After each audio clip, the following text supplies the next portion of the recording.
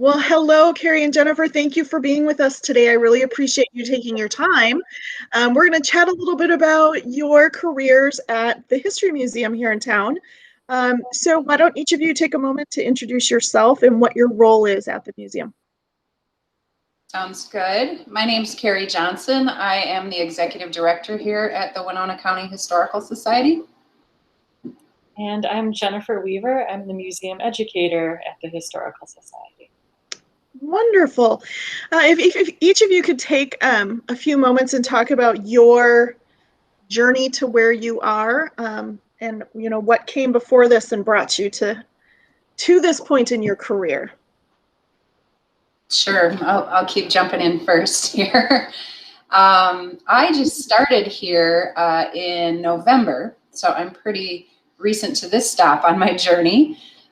Prior to working as the executive director here, I was the executive director at the Cook County Historical Society in Grand Marais, Minnesota. And I actually had started there many years back, first as a volunteer. I got my foot in the door, and then I was an assistant, and I worked my way into museum manager and worked my way up the ladder at that position. Prior to that, I worked at a very, very tiny museum called the North Shore Commercial Fishing Museum. Of course, this would happen. And I don't know how to mute it. Anyway. That's okay. This is real life. The executive director. The phone rings. Yes. Yeah, and I have a background education in cultural anthropology, so both a bachelor's and master's degree, but with a focus on museum studies. Great. And you, Jennifer? Yeah, I started off here actually in my museum careers. So I majored in history and then minored in art history and was all set to go back to get my master's in education and do the teaching route. I had subbed at the high school level for a year and really enjoyed that. But museums are kind of plan A, and just loved the museum atmosphere and working with public history and the public. And so I kind of won the lottery. I'm not your typical case. I did get my foot in the door with volunteering, volunteered here at in Winona, but went to Milwaukee for a few months for an internship at the Milwaukee Public Museum, so I learned a lot there as well. And did some work with the Minnesota Historical Society too during college, but it was really just being known. And so the previous director, Mark Peterson, worked with him on various projects as a volunteer, and then was hired as a site guide out at our former Arches Museum of Pioneer Life, which has now moved to the county fairgrounds out in St. Charles, and is called the Rural Heritage Museum now. But I was a summer guide there, and like I said, I was all set to go back to grad school, but Mark called me up while I was actually in a class at the high school. And actually it was after school, so that was okay. But asked about coming back for the summer position. I said, oh no, I have plans. But then a few days later he called back saying, well, how about full-time with benefits? I'm like, yes. So, so here I am. So the position has changed a little bit over the years. I've been here since 2007. So I was here while, if hopefully most of you know, we do have an addition that was put on about 10 years ago, but many of you were probably very small when that happened. So hopefully you can come down and take a visit and see. So we're in an old armory building, and then we have the newer addition. And so went through that process, and just staffing has changed. So I'm still very broad in what I do here as museum educator, but just with growing as an organization, have almost kind of specialized a little bit more, where we now have another position that deals more with visitor services and volunteer management, and I've taken over more exhibits, and because we have more space to do so. And then also just technology has blossomed over the last, 12 years or so greatly. So now we have more of a website to manage. Social media is now a thing. Believe it or not, there was a time it was not. So it's really changed over the last decade or so, being in this position, which has been really interesting too. So lots of hats. So even though we might have majored in, you know, something specific like history or anthropology or, that sort of thing, you get to do lots of things with, which includes some tech skills, um, managing people, that sort of thing. So it can be really interesting to work at a museum. There's lots of different skill sets that get put to use, especially for a place of our size. Mhm. So both of you stumbled into museums through volunteering. That is excellent. And that's actually something we encourage people to do a lot when it comes to career exploration, because almost every place is going to absolutely be interested in volunteering. And look where it got the two of you. That's great. So what are some common other positions that you would find at museums? I know there's other staff members that hopefully will join us. But just talking about other ways for people who may be interested in getting involved in museums.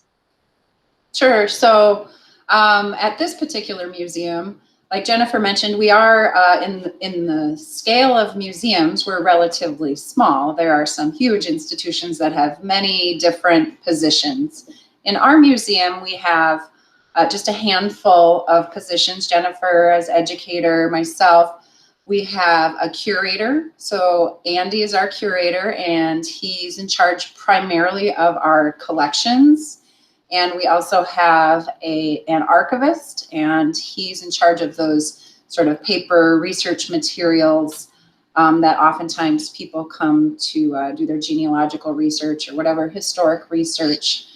And those are both really interesting positions. They're down sort of in the lower levels. They don't interact as much maybe with the public, although certainly in the archives, we have a reading room in which the public are welcome to come in and do research and so forth. But they're the ones who keep things organized. Of course, one of our missions is collecting, and collecting requires organization. So those guys are busy identifying things, researching those historic things, photographing, putting all that information into databases, and sometimes synthesizing it by doing lots of research and writing, and those are pretty fun museum positions as well. Okay. So tell me what the most unique thing that you guys have I know we want something really interesting that's going to, entice our students. So tell me what you think is the most unique thing you have there. And you each get an answer for that one. Oh, this is good. We actually have an exhibit out right now that's kind of our staff favorites. Oh, really? We want to pick our favorite thing. So I will use that because it's maybe not unique as an object, but I chose a duck boat. So I have a boat on display, and it's maybe not unique because there are other duck boats. It was built in the either the 19-teens, 1920s, but it was out during a very famous storm that was a deadly winter storm. It's referred to as the Armistice Day storm of 1941, where this beautiful morning on Armistice Day in November, and all these duck hunters went out because it was a lovely morning. They had the day off, and all of a sudden this big blizzard blew in, and a lot of people got caught out on the river. And some of them were out there all night into the next day. Some of them didn't survive, like many didn't survive. But this particular boat, the young man was 16 who was out duck hunting with his dog in the boat, and he actually made it back while others didn't. So it's unique in its story. Yeah. How about you, Jennifer? Yeah, well, we have so many artifacts that tell stories like that. I mean, that's what museums do. That's kind of the heart of it. Let's see, I'm trying to think of like a different example of something that's really kind of weird. Um, you guys might find this weird. So we have a little cart that was pulled by people, particularly ladies, and they were members of what was called the Women's Christian Temperance Union. And so they would pull this cart down the streets of Winona, and as the men would stumble out of the bars, having several beverages, they would help them recuperate to go home to their wives in a better state by giving them coffee out of this cart. So it's our My Women's goodness. Christian Temperance Union coffee cart. Uh, and so that organization actually grew into women's suffrage, which was recently celebrating an anniversary. And I'm sure many of you are aware of the women's right to vote. And so that stemmed out of these smaller groups like the Temperance Union. And so there was a local chapter here in Winona that was actually very active, even when it grew into more of women's suffrage and also other equal rights. So it's an interesting, different artifact that had a very specific use, but also tied with a pretty cool story that is local but ties to our larger human history, which is really neat. Who would have known? I mean, the history, the stories. There's some pretty crazy stuff that you can find about Winona. I won't go into details, but you really should go to the museum. So we've got all the secrets. I know. So tell me a little bit about any education or training that is encouraged or could be helpful when it comes to museums. Sure, I think there's as many people come to museums with many different backgrounds and educational training.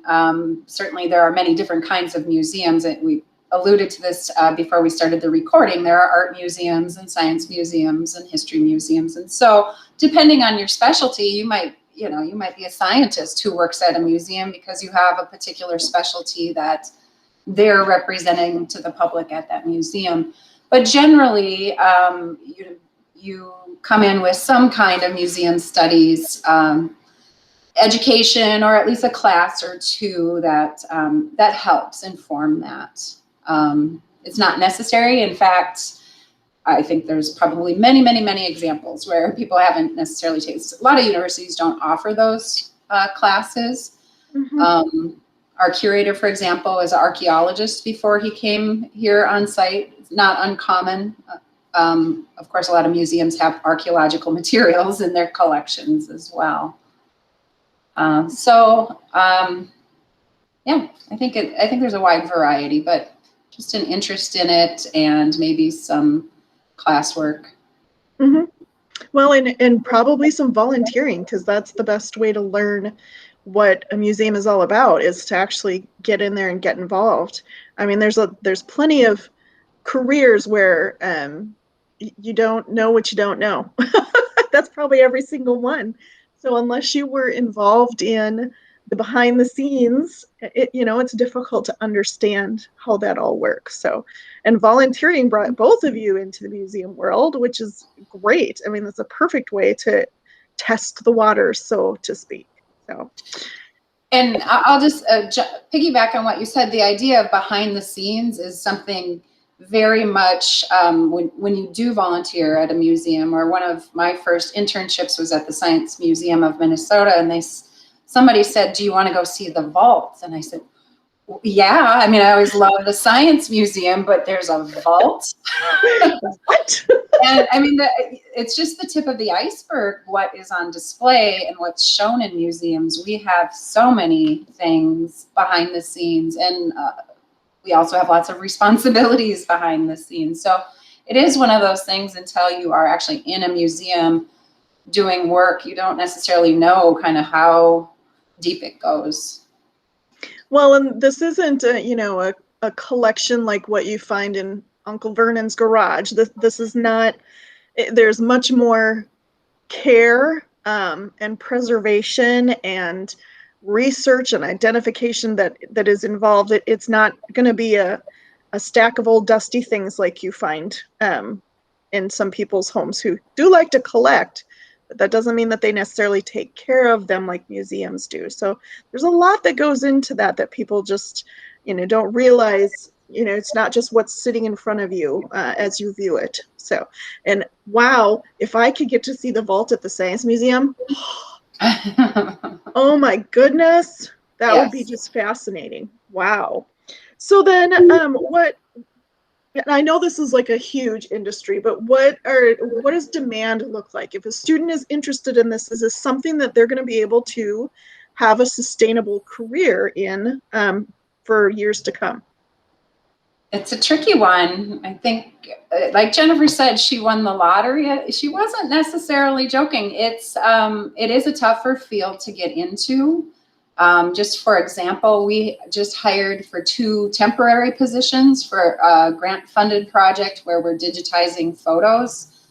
So we needed a couple of people who could scan and make sure to get all this data organized about these photographs. I think we had like 75 people apply.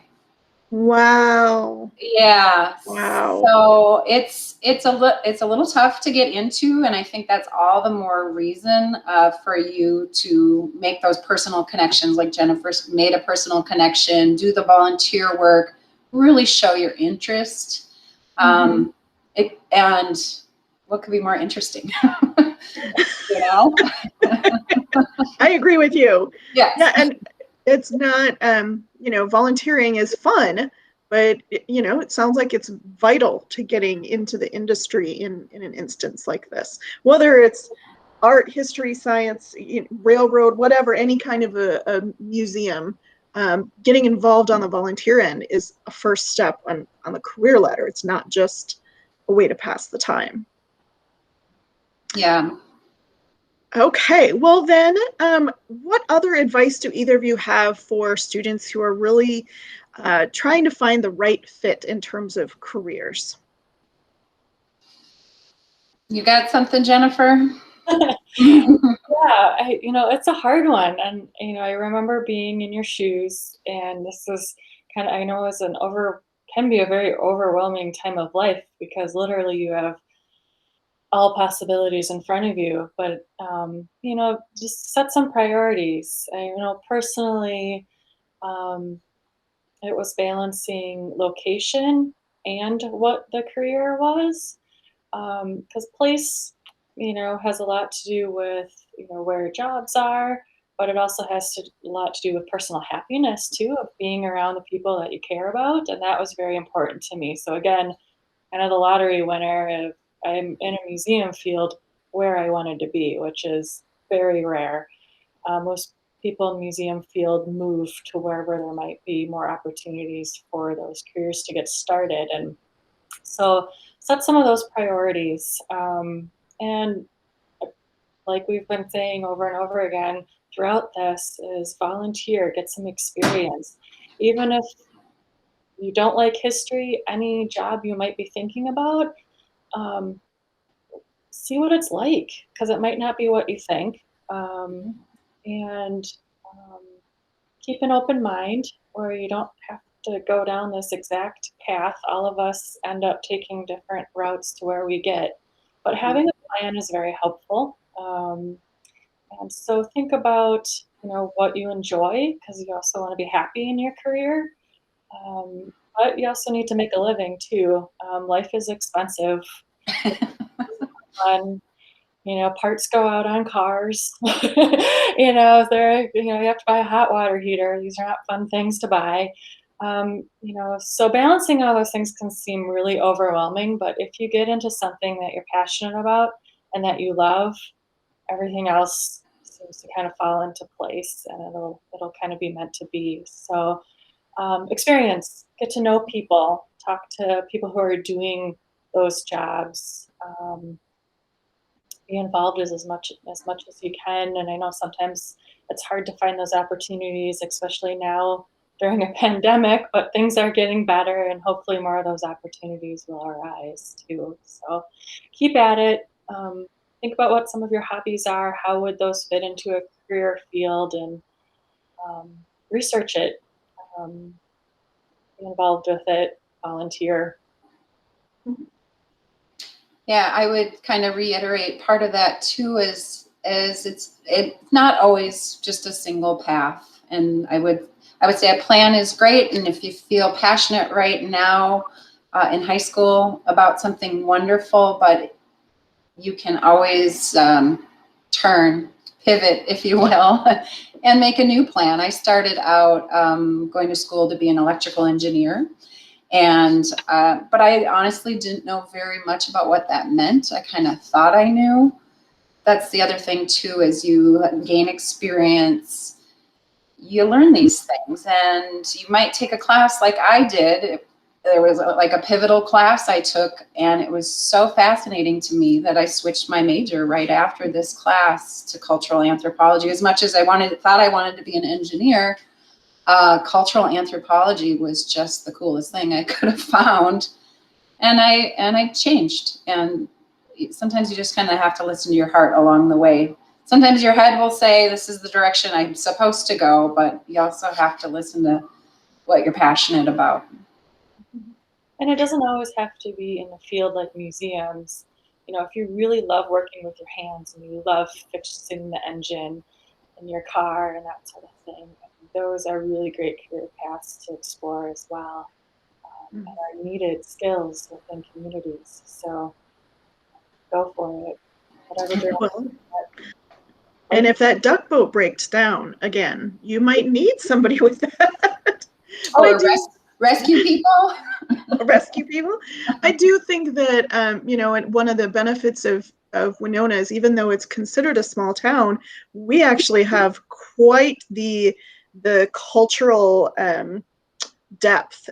We have plenty of museums and art and theater, and we have so many opportunities that, if you can't get in one place, try another place, and all of them will accept volunteers. So if that's something that you're even considering, or gee, that would be nice, contact them, see if they take volunteers, sign up, see what you can get involved in. You never know where it's going to take you. And the History Museum might need somebody to fix their duck boat, so you never know. You never know. Well, even building exhibits, we use carpenters all the time. There's so many various skills within museums and other career fields that can be exciting. Different. Yep, those exhibits don't just show up. Yeah. Not always. No, that canoe didn't hang itself from the ceiling in the History Center. So absolutely. Yeah. Well, anything else that either of you want to be able to share with our students? No. But swing by, come to the museum and visit us. Yeah, come and visit. If you don't have time but are kind of wondering, and maybe we don't have enough volunteer positions right now, but come in, or contact one of us for even just a tour, and we'll introduce you to Walt and Andy, and they can talk to you a little bit more about what they do, and just kind of see it for yourself, at least for an hour-long visit or something. So the tour of the vault, we'll do that. Sign me up. Well, thank you again to both of you for your time.